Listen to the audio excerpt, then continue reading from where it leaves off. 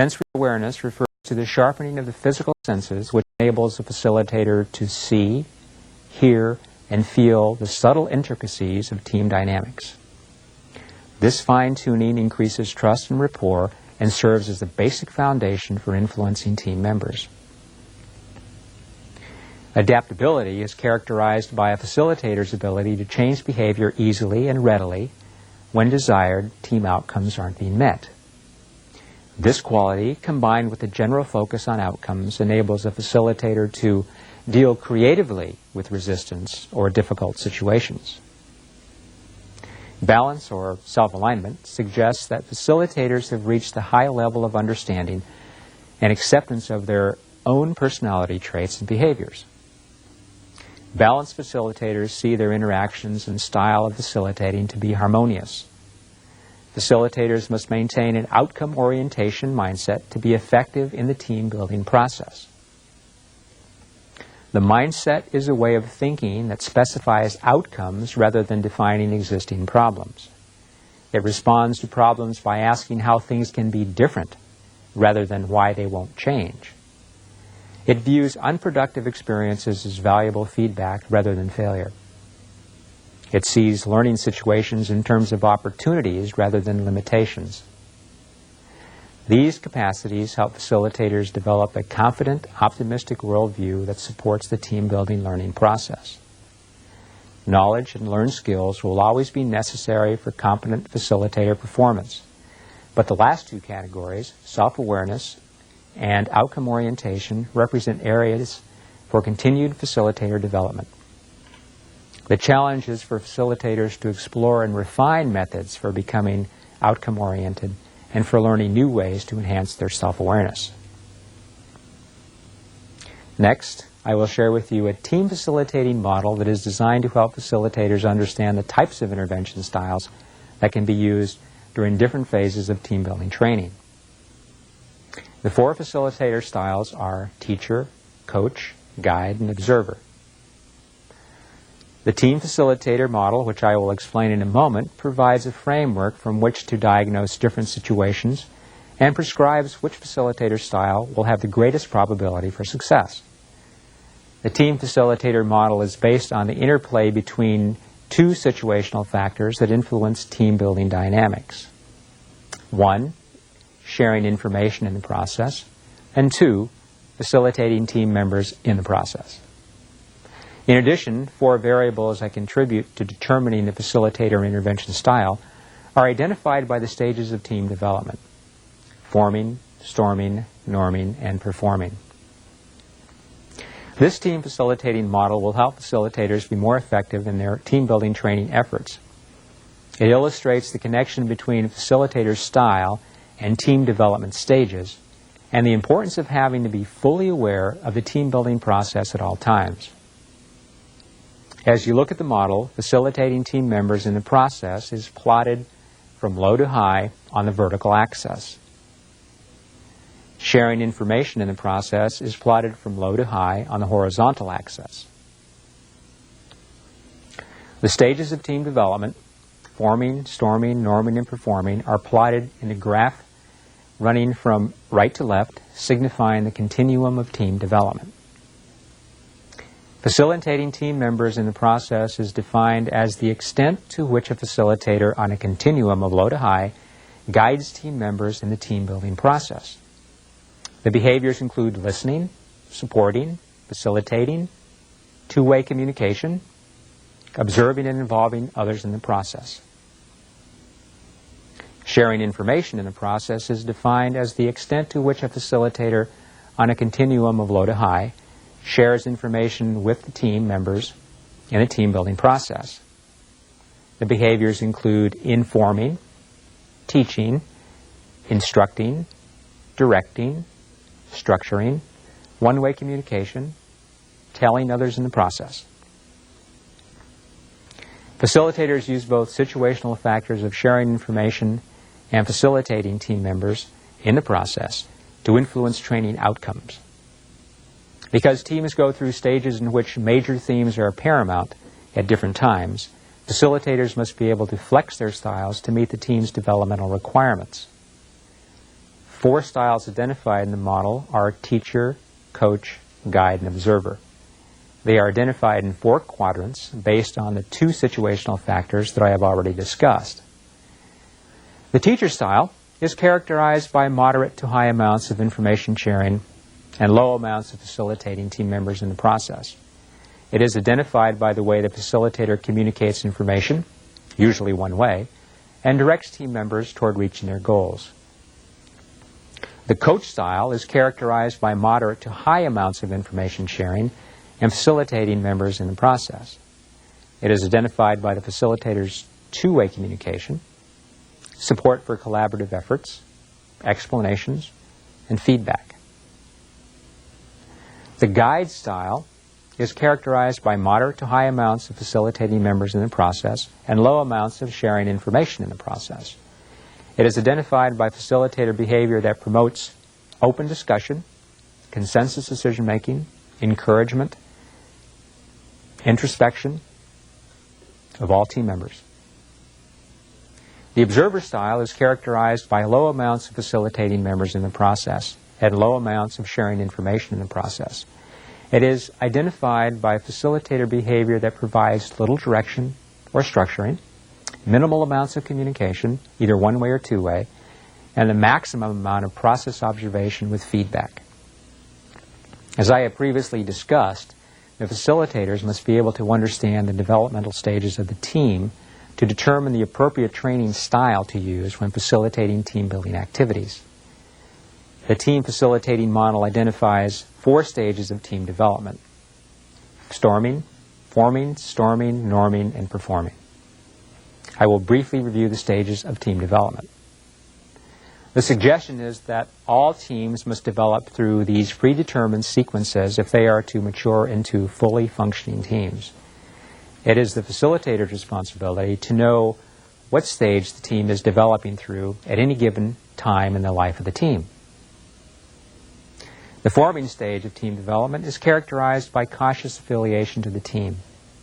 Team members ask questions, consider whether or not they want to be part of the team, explore the boundaries of acceptable behavior, and try to determine how they may fit as a team member. The storming stage of team development is often characterized by competition and strained relationships. Team members may experience frustration and anger because of the team's lack of progress or inability to define their goals.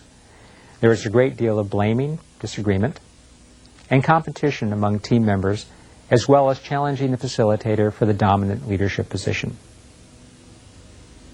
The norming stage of development is characterized by cohesiveness among team members. Previous disagreements among team members decrease and challenges to the leadership diminish. Team members develop interpersonal relationships, are supportive of each other, and confident in each other as friends. The performing stage of development is characterized by collaboration and teamwork. There is general agreement on the team's purpose and goals. Communication is open and team members openly and give and receive feedback. Different perspectives are shared and none are rejected. Conflict is resolved constructively, and leadership is participative and shared. Facilitators must be able to develop their diagnostic capabilities to the fullest extent. They must be sensitive to the changing dimensions of the team's processes and be flexible enough to adapt their style to meet the demands of the ever-changing team dynamics. The team facilitating model is based on understanding situational factors and team developmental stages. Knowing which stage the team is developing through is the key to determining the facilitator style that will be most effective during the training interventions. It relates 4 stages of team development to 4 facilitating styles. It provides the opportunity to determine the most effective method for facilitating successful teams. In stage 1, forming, the facilitator style is that of teacher. The facilitator provides structure for the team, encourages participation, directs learning issues, shares relevant information with team members, and develops a trusting climate. In stage 2, storming, the facilitator style is that of coach. The facilitator engages in joint problem solving, establishes norms for accepting different points of view, discusses decision-making processes, encourages two-way communication, and supports collaborative team efforts. In Stage 3, norming, the facilitator style is that of guide. The facilitator talks openly about team issues and concerns, encourages team members to manage their team processes, gives positive and constructive feedback, supports consensus decision-making efforts, and delegates as much as the team can manage. In Stage 4, performing, the facilitator style is that of observer. The facilitator observes the team and offers feedback when requested, looks for opportunities to increase the team's capacity, supports new ideas and ways for achieving outcomes, encourages ongoing self-assessment, and develops team members to their fullest potential. When using a team facilitating model, keep in mind that it requires time and effort to effectively facilitate team-building activities. A thorough understanding of team dynamics, coupled with a strong knowledge base, training skills, self-awareness, and an outcome orientation are important for successful team facilitation.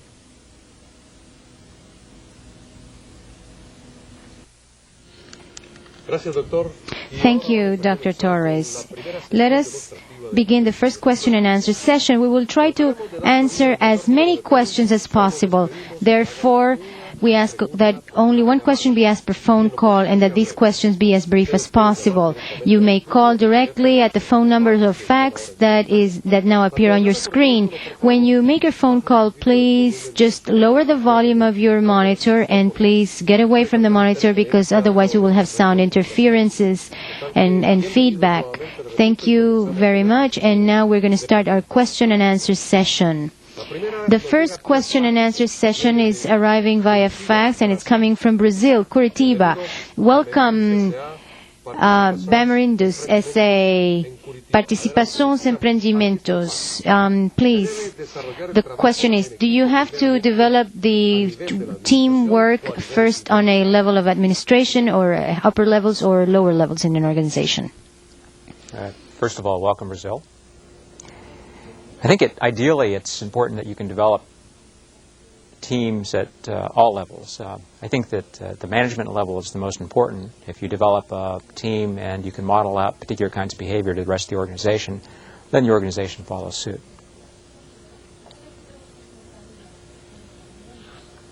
Question coming from Mexico, from the Federal District, and it's coming from the Polytechnical Institute, National Polytechnic, and it says the steps to prepare a team-building effort, are they in sequence as you have mentioned, or is there any question for which we could not invert the process or change or alter the process in any way? I think that the process for collecting information to begin a team-building intervention are pretty sequential. We follow those in order to provide enough information in order to know what it is that we need to do with the team. But as far as the team-building sessions go, there are a number of things that teams need that may be different, and thus you might be able to change the order and sequence of events that the team is involved in. Sí. We have a question coming from the bar from Sinaloa.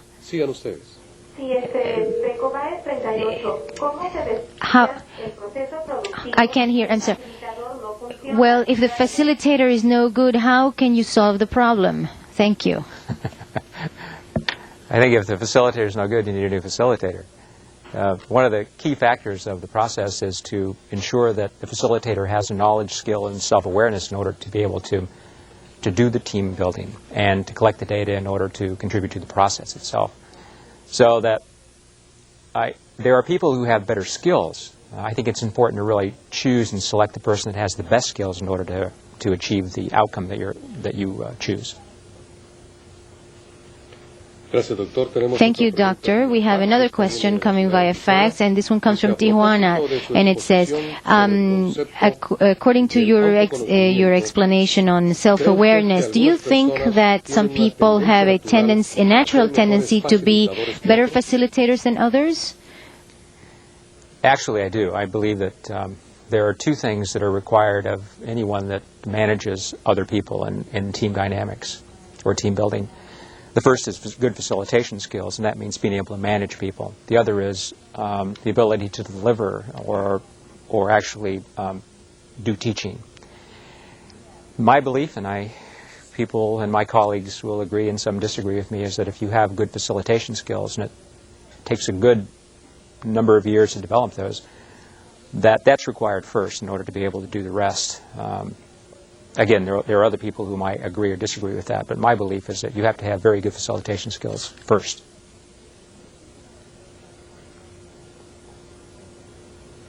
Another question is coming from Paraguay. A question from an industrial union from Paraguay. What have been the difficulties in obtaining good results? Does the facilitator have to impose certain measures? Does he have to impose his own criteria? I think that what happens is the facilitator has to have the knowledge around team dynamics and how to manage a team through a process from beginning to ending. The team facilitating model is good for that. And I believe that if we can understand the team dynamics based on the stages that teams go through, as well as the style that we can use in order to facilitate that's useful and very helpful in order to do that. This question comes it's a phone call from Atoyac, Mexico, Federal District, the Federal Commission of Electricity. What does the facilitator have to do when the team has a person who is an aggressive member who boycotts the efforts of the team? I think one of the primary issues when the team begins is really selecting people that are going to be beneficial to the team. Unfortunately, I know that sometimes teams are put together and the facilitator doesn't have an opportunity really to assess or determine who the participants are. When there are people who are not working with the team and working against the team, there are ways to manage that, to approach the individual. There are ways to actually give feedback to the individual based on the interactions that person is having. And then the final piece is that sometimes you might have to ask the person to leave or not be a member of the team if they're creating difficulty with the other members. Another participant is calling from Tula Allende from the Technological University in Tula Tepeji, Mexico. If culture and the engine of an organization are in the hands of a facilitator, what can he do to to be trusted by the members of the team? I think that's the issue, is how much trust does a facilitator have from the members. And I think that a member that is working with a team really has to be well known by the team. They have to be selected for their ability to work with the group. Sometimes it's very difficult for someone new that's outside the group to come in and actually perform well based on the issue of trust. That is the key. I think that developing rapport with the members, even being part of the organization that supports the team development or the team building, is essential. That the issue of trust is the foundation for a good facilitator. Even if you're a good facilitator, if you don't have trust, you're going to have difficulties. So trust becomes the primary issue then.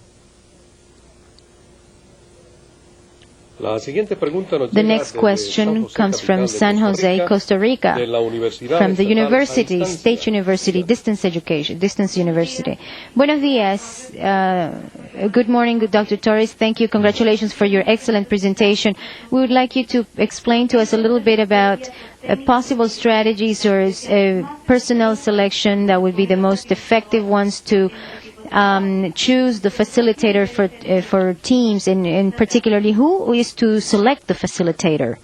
Who is qualified to select the facilitator? Most organizations will usually have a sponsor that determines whether team building will occur. The sponsor being the person usually in management position who says that team building will happen. At that point, I think it's key that the sponsor is aware of the person that they're selecting, the kind of skills that they have, the knowledge base they have around teams, and certainly how well they know themselves in the area of self-awareness. Are they essential? I think yes. Do all sponsors have the knowledge to pick the right person? Sometimes no.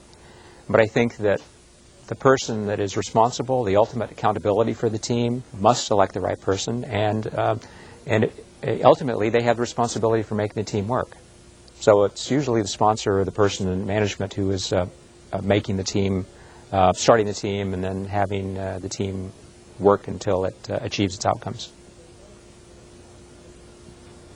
And now we want to welcome Panama from the Technological University. Panama, we're here. Good afternoon, Dr. Torres.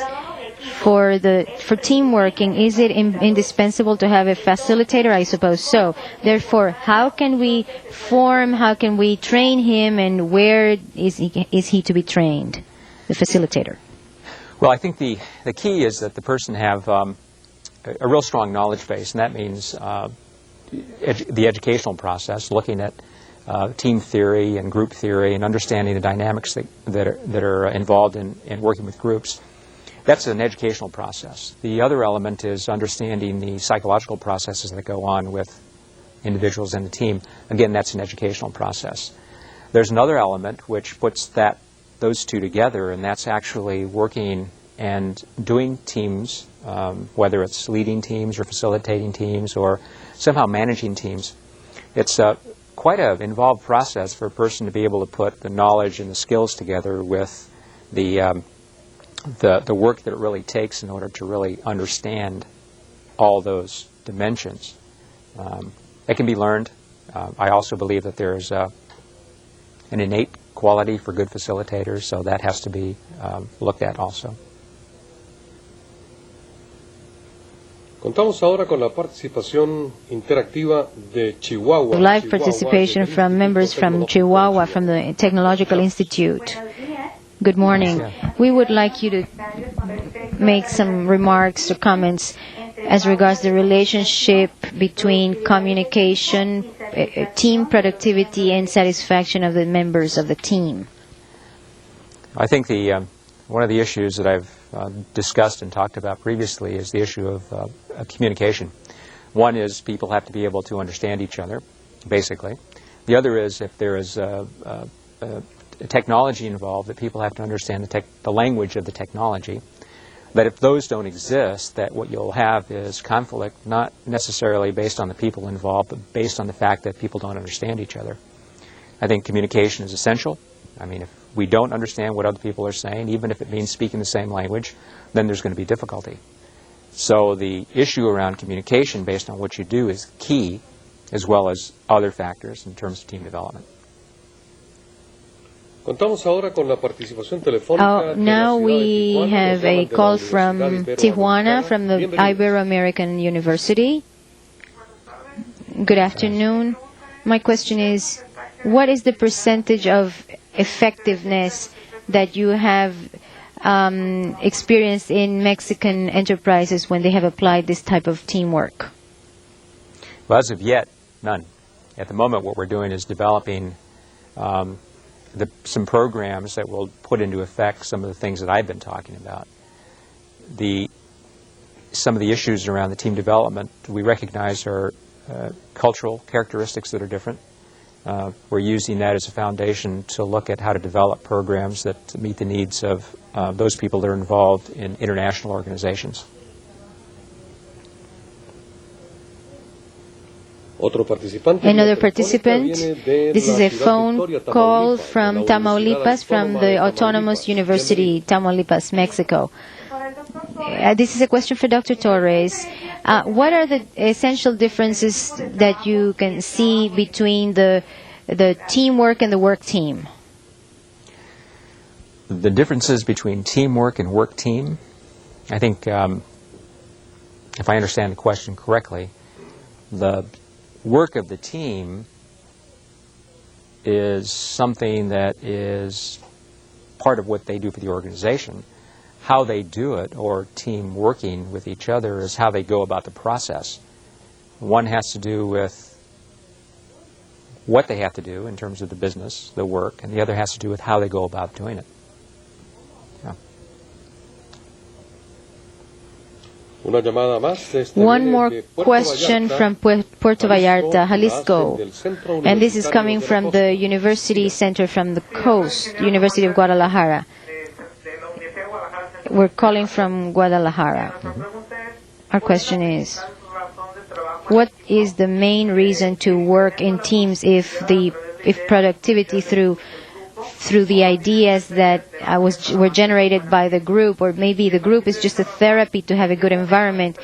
At what point should the enterprise, the firm, consider having a facilitator, and how is the enterprise to select that facilitator? When do they determine that they need a facilitator? I think the organization should probably use facilitators in the beginning of each, or have a facilitator available when team building occurs. Are they successful in helping the group achieve their accountabilities? I believe that the facilitator has to be there in order to move people through the process. I'd like to think that as well as we know ourselves and do business with the people that we work with, that sometimes we get so caught into the process of doing our business that we stop thinking about how we're doing it.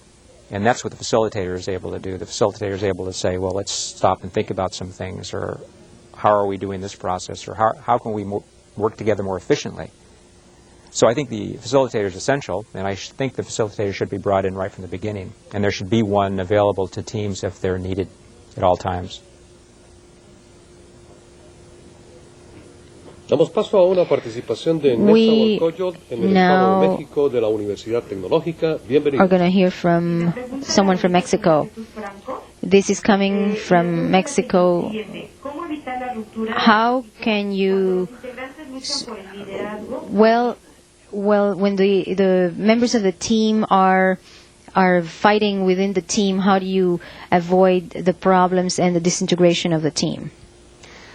I think one of the issues is that a facilitator has to really manage is conflict resolution. There are other issues around how people are in conflict, if there are personality conflicts or if there are really issues that people are disagreeing on. One is more important than the other. If we can disagree and if we're conflicting over ideas, then that is something that creates creativity and energy. If we're disagreeing because of personalities, then what we have to do is manage the differences between two people or three people. That becomes a little more difficult. We really have to determine why people are conflicting with each other, and then take steps to eliminate it or avoid it in some way.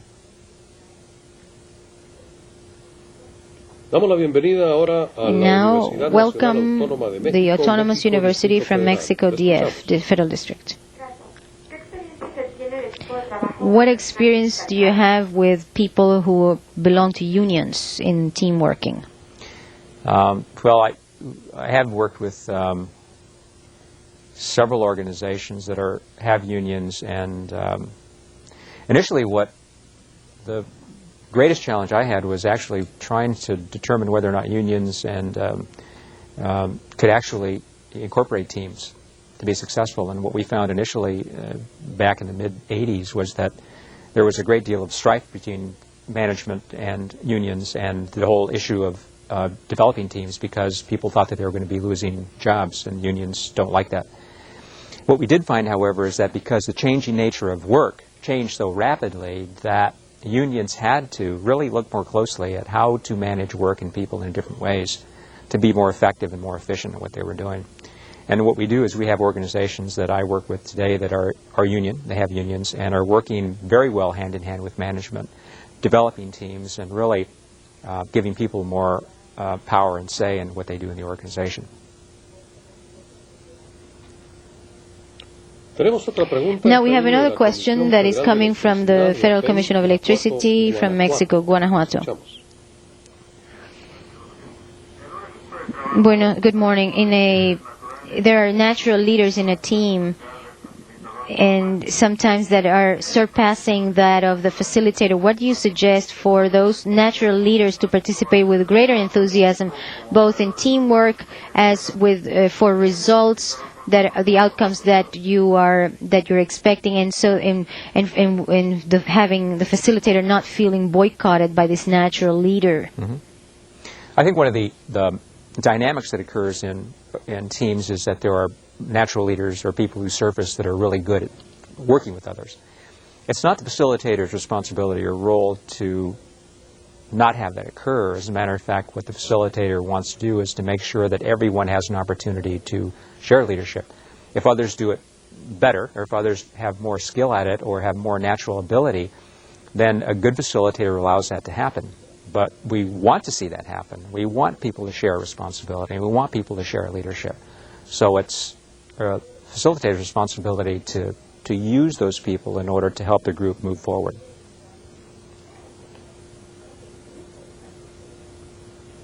A question from Toluca, Mexico, from the Technological Institute.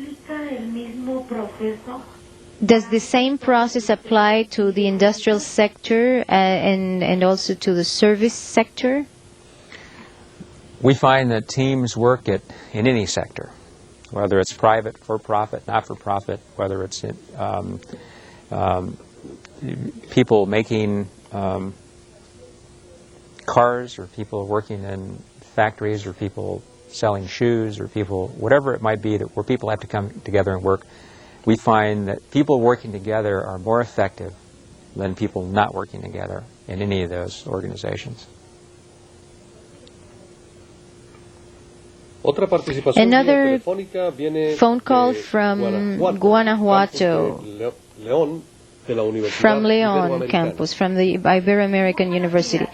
Good morning. We would like to ask you how